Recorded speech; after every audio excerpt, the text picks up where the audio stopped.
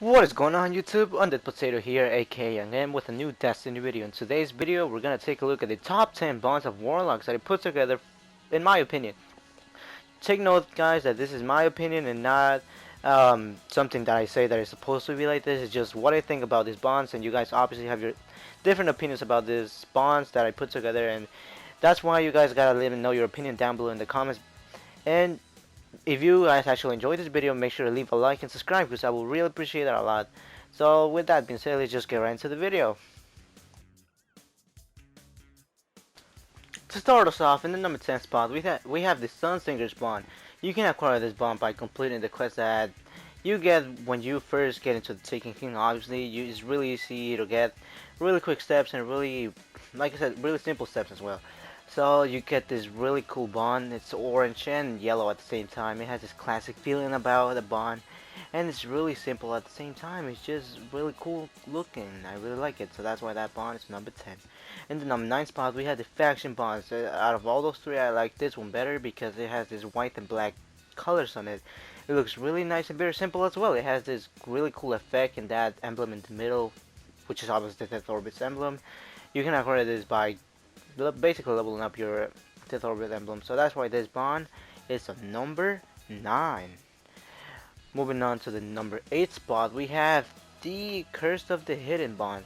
You can acquire this bond by leveling up Eris Morn, and I think reaching it to rank 5, you can get this really easy since you have to play the Taken King story mode in order for you to get experience for your Eris Morn, and it looks really nice. It has this greenish circle and yellowish circle around it. It has the Eris Morn symbol in the middle as well, and it's a very simple looking bond as well, but it has this really cool thing that makes it stand out of all the bonds actually. So this is why this bond is a number 8. In the number 7 spot, we have the Sublime Light Bond, which is basically a Trials of Osiris bond. It's a really cool looking bond. I like that a lot. It has this sun that looks like a flower, but it's a sun actually, and it's yellow, and it's one of the biggest bonds in Destiny actually.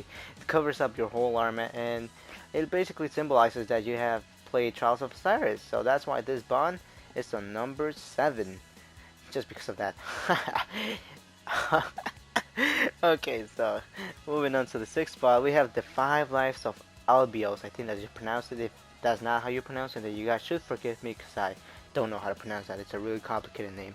But this bond you can acquire from the speaker. It costs you about 25 multiplies and 60 legendary marks. Really easy to acquire if you play Destiny, basically not on a daily basis, but really simple to get. It has this greenish and looks like a big emerald broken apart into little pieces, and then this circle in the middle. It looks really nice. It's a greenish and bluish color, and it just looks very, very good. It makes it stand out of most emblems in this game, so that's why this bond is a number 6.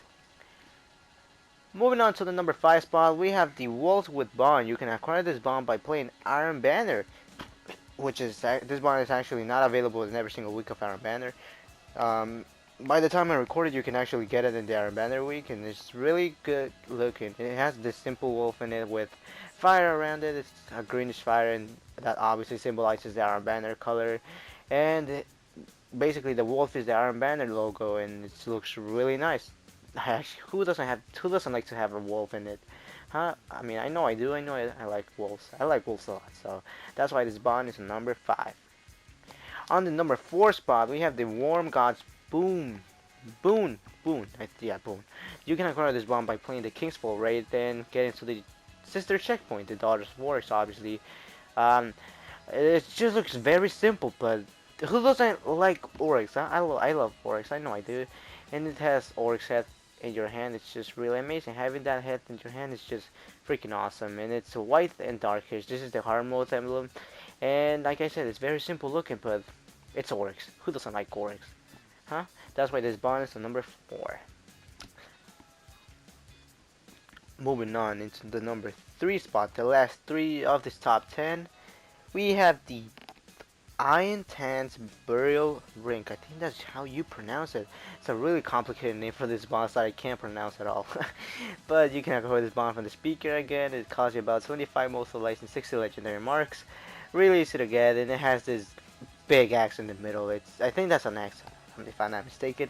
It has this reddish and orange colors in it that combined very well with the God of War shader, the one that I'm rocking right now on my Warlock. It looks really nice and it basically stands out a lot in your hand. That's why this Bond is number 3. Just because of that, obviously.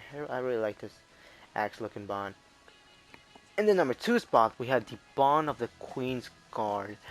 This Bond is freaking awesome. I love this Bond so much. This is one of my favorite Bonds, obviously. That's why it's a number 2. And it just looks very nice. It looks very simple right here, but it has the Queen's logo in the middle. Then there's basically brown thing around it.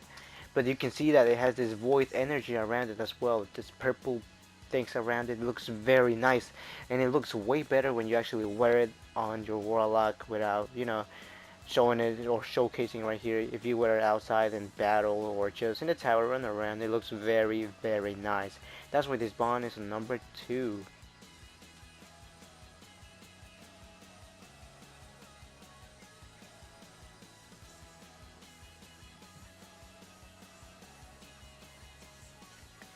And moving on into the last spot of the day, number 1 spot goes to the Iron Camelot's Bond. I absolutely love this Bond so much. It's basically my favorite Bond in the Taken King. I'm hoping to level this thing up to 320 because I really love it. You can upgrade this by the Iron Banner again. The same things as the old one, but this one looks way better. It has the Iron Banner logo, the exact one, with fire around it. It stands out a lot when you wear it a lot. When I say a lot, a lot.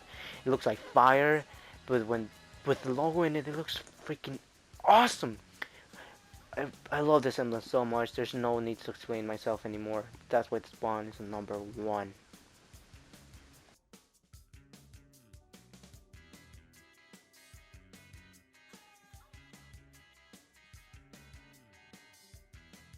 So there, my friends, that concludes today's video. I hope you guys enjoyed this top 10 that I made. I really worked hard on this one. So it was really complicated to make the commentary over all of those things. I just really got nervous in it. So if you guys heard me repeating some stuff and saying some basically off-topic stuff, just bear with me. I'm new to YouTube. I'm trying to get better at this, so I'm sorry about that, guys.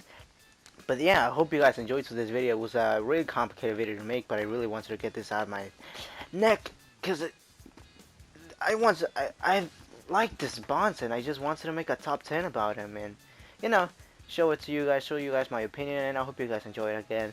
If you guys did, leave a like, leave a comment below, hopefully nice comments, and subscribe.